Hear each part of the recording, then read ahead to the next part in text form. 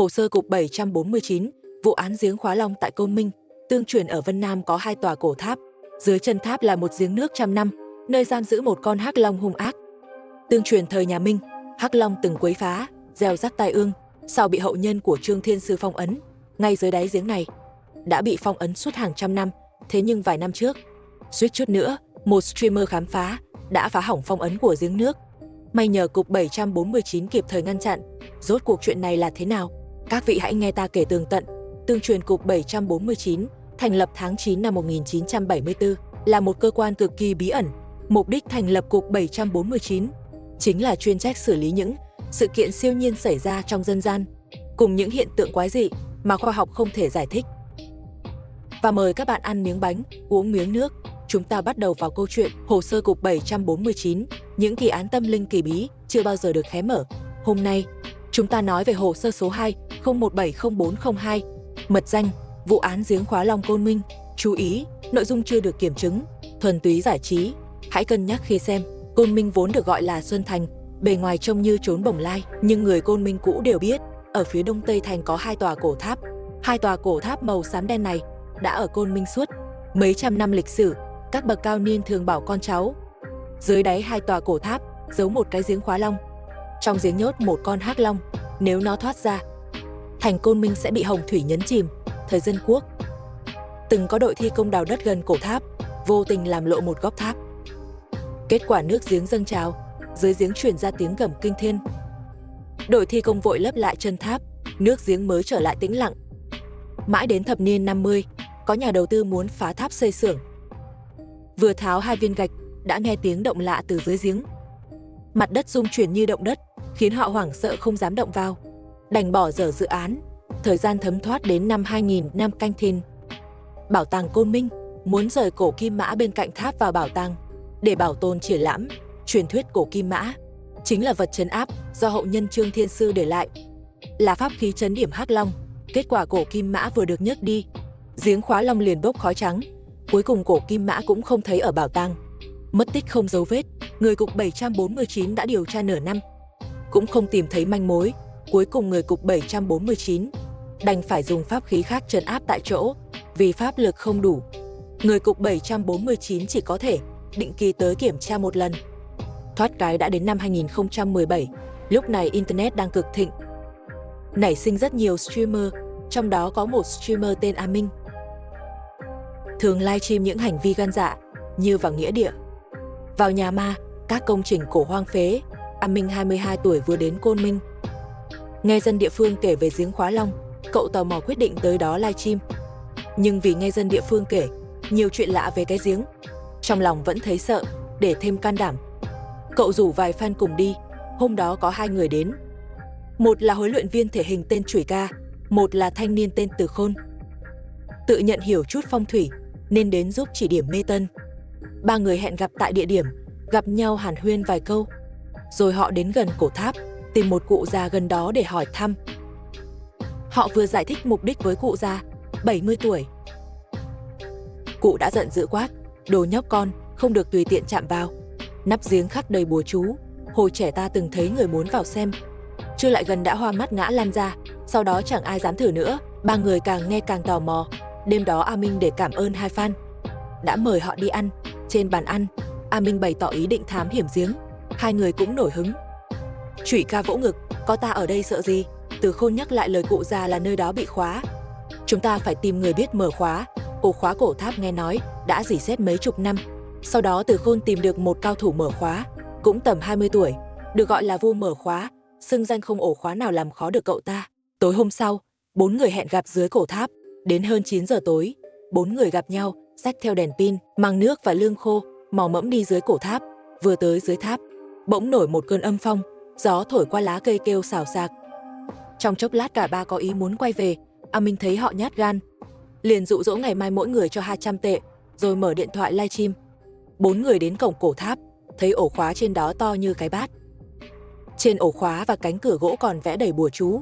Sau đó, thanh niên vu mở khóa, lấy công cụ ra mở. A Minh vừa livestream vừa thuyết minh cho fan. Nghe nói, những bùa chú này do người cục 749 vẽ lên. Vì năm 1980, có người phá hỏng phong ấn của Trương Thiên Sư, Người cục 749 phát hiện đã đến đây phong ấn lần 2, còn liệt nơi này vào khu vực cấm, cho nên gia đình ơi, tôi đưa các bạn đến cảm nhận sự quỷ dị ở đây. Vài phút sau, cạch một tiếng, ổ khóa lớn đã mở. 4 người nhẹ nhàng đẩy cửa, trong phòng đen kịt, không khí ẩm ướt lạnh lẽo, hòa lẫn mùi ẩm mốc nhàn nhạt, còn chút mùi tanh của cá, giống như hầm chứa bỏ hoang lâu ngày không thông gió. A Minh bật đèn pin livestream, chiếu thẳng vào miệng giếng chính giữa. Miệng giếng đậy một tảng đá tròn, đường kính khoảng 1 mét. Dưới tảng đá còn một tấm nắp giếng, khắc đầy hoa văn phức tạp. Có rồng cuộn, có bát quái bố trận, còn vài hàng chữ triện cổ, nét vẽ cứng cáp, toát lên vẻ uy nghiêm cổ xưa. Ngay giữa nắp giếng còn cắm một thanh sắt to bằng cổ tay, như để cố định nắp giếng. Từ Khôn nhỏ giọng hỏi, đây là giếng Khóa Long à? Chủy ca sắn tay áo, đừng ngẩn người, ta mở ra cho các ngươi xem. Những người khác ngồi xổm bên nắp giếng, hai tay nắm thanh sắt cố gắng nâng lên, vừa hé ra một khe nhỏ. Một luồng hơi lạnh phả ra từ giếng, lạnh buốt thấu xương. 4 người đồng loạt nổi da gà. A Minh thậm chí thấy hơi lạnh thấm vào tận tủy. Không kìm được mà rùng mình, A Minh bảo mau chiếu đèn pin xuống giếng. Cậu chĩa điện thoại xuống, lúc này mọi người nhìn rõ đáy giếng. Miệng hẹp càng xuống càng rộng, như cái bầu úp ngược, dưới đáy đọng nước. Nước màu xanh thẳm thuần khiết, nhưng sâu không thấy đáy, không nhìn thấy gì dưới nước. Bất chợt, A Minh nảy ra ý tưởng táo bạo. Truyền rằng cái giếng này là pháp bảo của Trương Thiên Sư, hóa thành. Nếu không sao nhốt được Hắc Long, nước trong giếng có thể là nước thánh. Chúng ta múc chút nước lên uống thử. Mấy người đồng ý. Chủy ca tìm được một chai nhựa, buộc dây thả xuống giếng, múc được nửa chai nước. Sau đó A Minh, Từ Khôn uống thử 2 ngụm, hai người kia không dám uống. Họ chỉ ngửi thử nước giếng, ngửi thấy mùi thơm ngọt, nhưng ngửi thêm vài lần, ngực bắt đầu khó thở.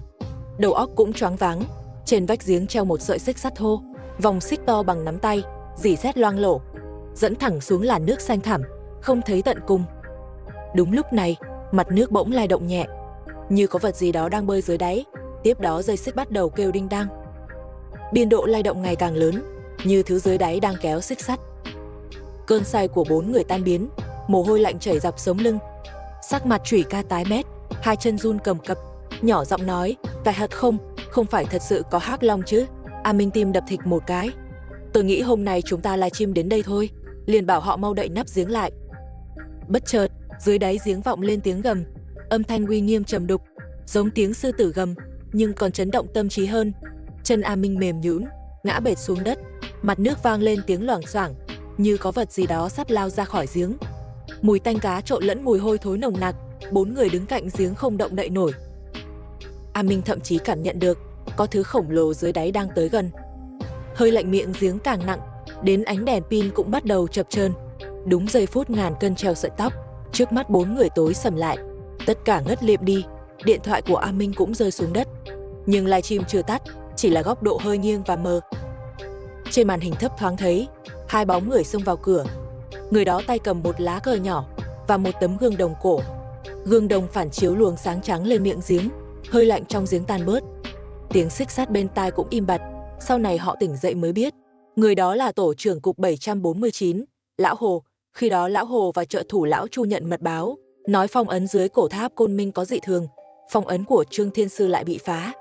Lo lắng Hắc Long phá vỡ phong ấn trốn thoát, 2 người đêm ngày từ Bắc Kinh đến Côn Minh. Đúng lúc gặp nhóm 4 người A Minh gần cổ tháp. Vì A Minh đang livestream, Lão Hổ bất tiện lộ diện, liền đi theo xem họ làm gì. Khi thấy họ ngất xỉu, mới cùng Lão Chu tiến vào.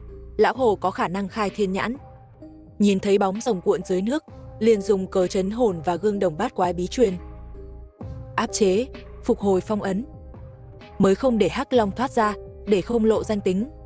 Kiểm tra họ không sao, liền mang 4 người đặt trước cổng bệnh viện gần đó.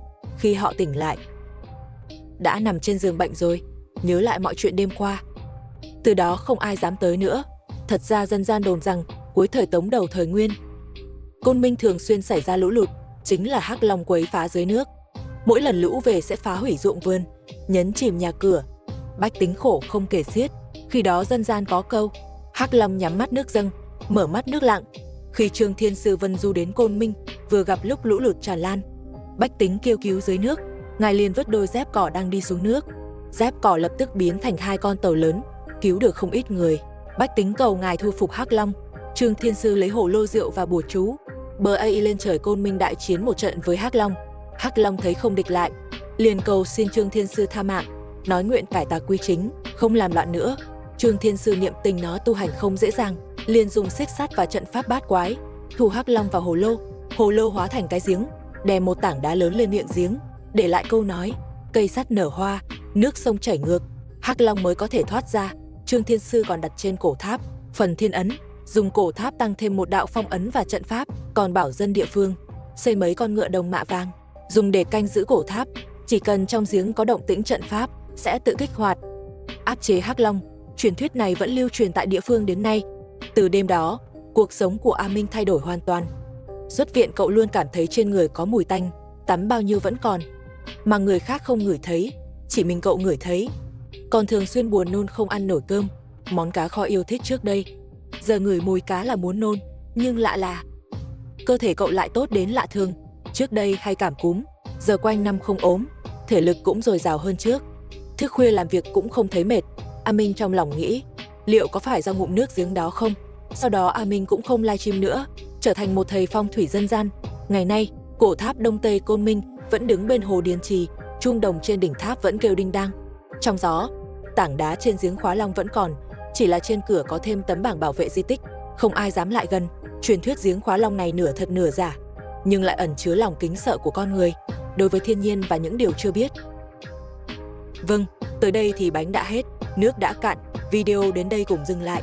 Nếu mọi người muốn xem nhiều video có nội dung tương tự, hãy nhấn thích và đăng ký kênh nhé. Hẹn các bạn ở video hồ sơ cục 749 tiếp theo.